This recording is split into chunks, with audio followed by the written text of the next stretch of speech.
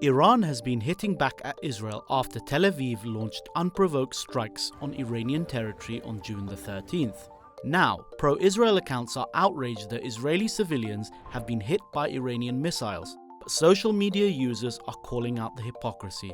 These same pro-Israel voices have cheered on far worse Israel's relentless bombing of Palestine's Gaza, where entire neighborhoods, hospitals and refugee camps have been targeted and destroyed.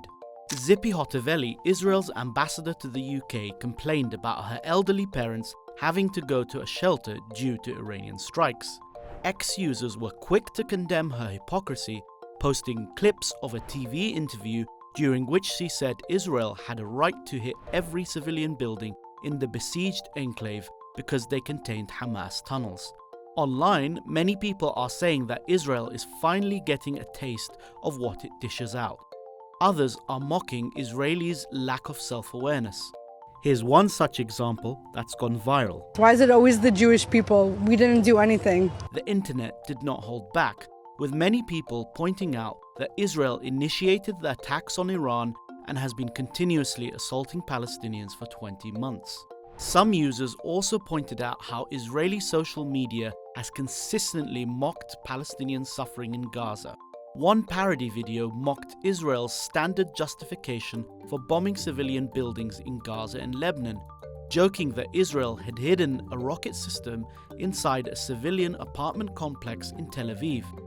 It flipped Israel's own script, alleging that Hamas hides weapons in hospitals and other civilian infrastructure. The twist? A prominent Zionist X account shared the video unironically, missing the joke and inadvertently proving the point. A Palestinian analyst pointed out that Israel's own logic for targeting civilians in Gaza could apply to its own actions.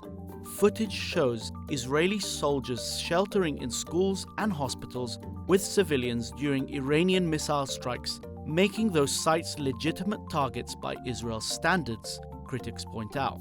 Some went a step further, highlighting that 60% of Israeli civilians serve in the army, meaning that most Jewish Israelis aren't actually civilians. This is reinforced by Israeli law, which makes it compulsory for citizens who have served in the military to serve as reservists until the age of 40. Are Israelis starting to understand why global sympathy for them is in short supply? Are they able to recognize the hypocrisy that has shaped the world's perception of them? Are they now waking up to the terrible suffering they've inflicted on Gaza for nearly 2 years?